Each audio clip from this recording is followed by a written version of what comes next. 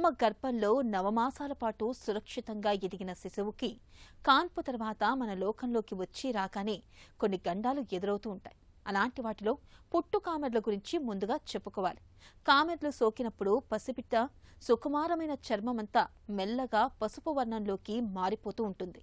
బిడ్డ పుట్టగానే మొదటి సమస్య కావడంతో తల్లిదండ్రులు కూడా ఒకటే కంగారు పడిపోతూ ఉంటారు. పసిబిడ్డల్లో కనిపించే ఇలాంటి కామెర్లు అసలు ఎందుకొస్తాయో, వీటికి ఎలాంటి వైద్య సాయం అవసరం అవుతుందో ఇప్పుడు తెలుసుకుందాం. బిడ్డ పుట్టిందనగానే ఇల్లంతా పండగ వాతావరణం నెలకొంటుంది. తల్లి తన బిడ్డను కంటికి రెప్పలా కాచుకుంటుంది.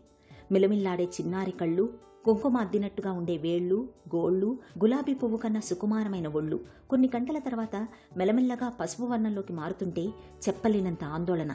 ఏమైందో అన్న కంగారు, భయంతో తల్లి మనసు తల్లడిల్లిపోతుంది. వైద్యులు పరీక్షించి కామెర్లు అని చెప్పగానే పెద్దల గుండెల్లో గుబులు మొదలవుతుంది. నిజానికి ఈ పుట్టు కామెర్లు బిడ్డను గట్టిగా నిలబెట్టడానికే అని చెబుతారు డాక్టర్లు. న్యూబోర్న్స్లో చాలా కామన్గా చూసే వన్ ఆఫ్ ద ప్రాబ్లమ్స్ ఏంటి అంటే కామెర్లు, అది జాండిస్. సో ఆ జాండిస్ న్యూబోర్న్స్లో పసిపిల్లల్లో పుట్టిన పిల్లల్లో కామెర్లు రావడానికి పలు రకమైన కారణాలు ఉంటాయి. సో దాంట్లో అది ఫస్ట్ ఏంటంటే మనం చూసుకోవాల్సింది, అది ఫస్ట్ 24 గంటల లోపల వచ్చిందా లేదా తర్వాత మొదలైందా ఆ కామెర్లు అన్నది. సో కామెర్లు అంటే ఏంటి, ఏ పేరెంట్ అయినా రికగ్నైజ్ చేస్తారు. స్కిన్ అన్నది ఎల్లో కలర్కి మారుతూ ఉంటుంది. సో యూజువల్లీ ఏంటంటే స్కిన్ మారినప్పుడు పేరెంట్స్ అంత త్వరగా రికగ్నైజ్ చేయకపోవచ్చు. బట్ ఏ పేరెంట్ అయినా సరే కళ్ళు పచ్చగా మారినప్పుడు మాత్రం వాళ్ళు మిస్ అవ్వరు. సో అప్పుడు మన దగ్గరికి పిల్లల్ని తీసుకొస్తారు, ఇట్లా పచ్చగా ఉన్నాయి కళ్ళు అని చెప్పేసి. సో ఫస్ట్ 24 గంటల లోపల వచ్చిన కామెర్లు అయితే దాన్ని పెథలాజికల్ జాండిస్ అంటాం. అది చాలా సీరియస్గా తీసుకోవాలి. సో దాని కారణాలు ఏంటి అంటే, ఏమన్నా బ్లడ్ గ్రూప్ ఇష్యూస్ ఉన్నప్పుడు, అమ్మకి నెగిటివ్ గ్రూప్ అయ్యి బిడ్డకి పాజిటివ్ గ్రూప్ అవటం కానీ, లేదా అమ్మది ఓ గ్రూప్ అయ్యి బిడ్డ ఏ కానీ బి కానీ, అలాంటి గ్రూప్ ఇన్కంపాటబిలిటీ అంటాం. అలాంటి ఇష్యూస్ ఉండి, లేదా వేరే రకమైన హిమోలిటిక్ అంటే జబ్బులు ఉన్నప్పుడు పుట్టిన వెంటనే మొదటి 1 నుంచి 2 రోజుల లోపలే బిడ్డకి కామెర్లు అన్నవి రావచ్చు. సో వాటి ట్రీట్మెంట్ వేరే రకంగా ఉంటుంది. అది కాకుండా చాలా మోస్ట్ కామన్ కాజ్ ఏంటి అంటే బ్రెస్ట్ ఫీడింగ్ జాండిస్. అంటే యూజువల్లీ బిడ్డ పుట్టాక మొదటిసారి తల్లి అయిన వాళ్ళలో యూజువల్గా ఎక్కువ కనపడుతూ ఉంటుంది. లాక్టేషన్ ఇష్యూస్ వస్తాయి. అంటే వాళ్ళకి బిడ్డకి పాలు సరిగా ఇవ్వలేకపోవటం కానివ్వండి, లేదా వాళ్ళ ఇంట్లో పాటించే ట్రెడిషనల్ థింగ్స్ అంటే పథ్యం చేయటం వలన కానివ్వండి, మంచినీళ్ళు ఎక్కువ తాగితే పొట్ట వస్తుంది ఆ నమ్మకం వల్ల కానివ్వండి. సో లాట్ ఆఫ్ వాళ్ళకి లాక్టేషన్ ఇష్యూస్ వస్తాయి. సో దానివల్ల ఏంటి, బిడ్డకి సరిగా పాలు అందం. సో అలా ఫీడింగ్ సరిగా ఇవ్వకపోవటం వలన, లేదా ఫీడింగ్ సరిగా అందకపోవటం వలన బిడ్డకి ఎంట్రోహెపాటిక్ సర్క్యులేషన్ అన్నది కొంచెం ఇదయ్యి కామెర్ల శాతం పెరుగుతుంది అనమాట. 9 నెలలు గర్భంలో ఉన్న శిశువు తల్లి అందించే గాలి, ఆహారం తీసుకుంటూ ఎటువంటి ఇబ్బంది లేకుండా పెరుగుతుంటుంది. బయటకు వచ్చిన వెంటనే తనకు తానుగా గాలి పీల్చాలి, ఆహారం తీసుకోవాలి, వాతావరణ పరిస్థితులను ఎదుర్కోవాలి. వీటన్నింటినీ తట్టుకుని నిలబడడానికి శక్తిని కూడా పుంజుకోవాలి. ఈ శక్తిని ఇంకా ఎదిగని కాలేయం త్వరగా అందివ్వలేదు. దీనికి తోడు పుట్టగానే ఎర్ర రక్త కణాలు తగ్గుతాయి. శరీరంలో బైలురూబిన్ ఎక్కువ అవుతుంది. ఫలితంగా కళ్ళు, గోళ్లు, చర్మం కొద్దిగా పసుపు రంగులోకి మారతాయి. ఆరోగ్యవంతంగా పుట్టిన పిల్లల కన్నా బరువు తక్కువగా ఉండి నెలలు నిండకముందే పుట్టిన వారికి కామెర్ల ముప్పు మరింత ఎక్కువగా ఉంటుంది.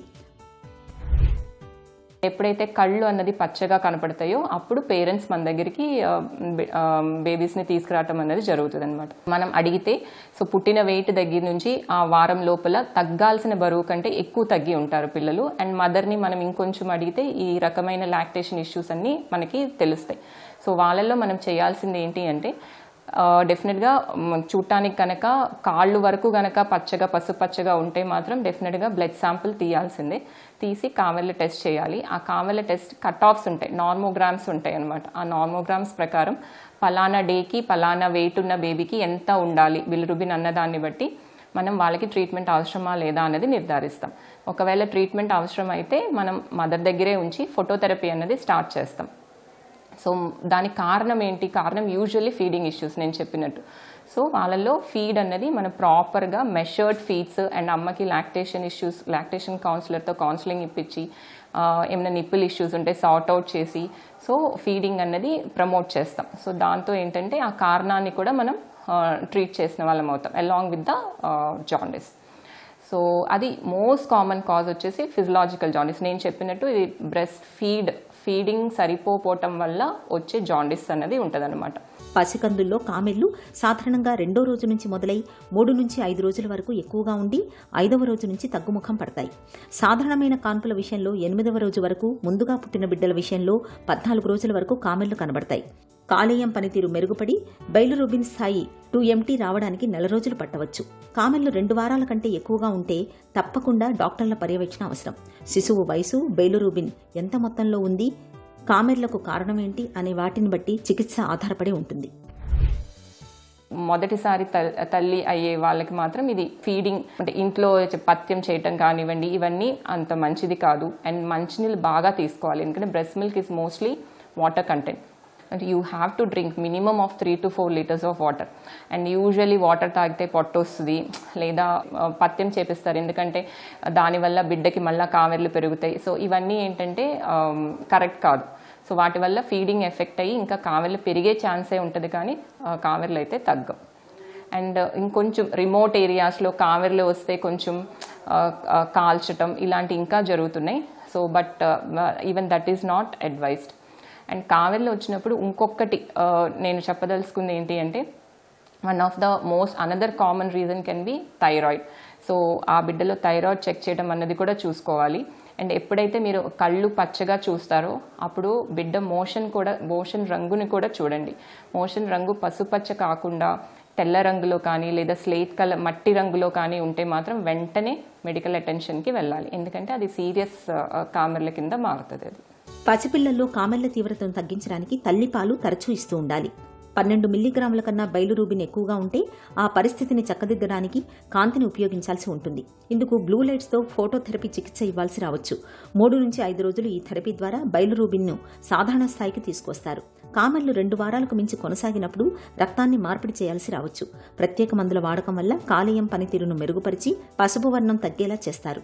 ఇలా అన్ని రకాలుగా తగిన జాగ్రత్తలు తీసుకోవడం ద్వారా పిల్లల్లో కామెర్లు ప్రమాదకరం కాకుండా నివారించవచ్చు.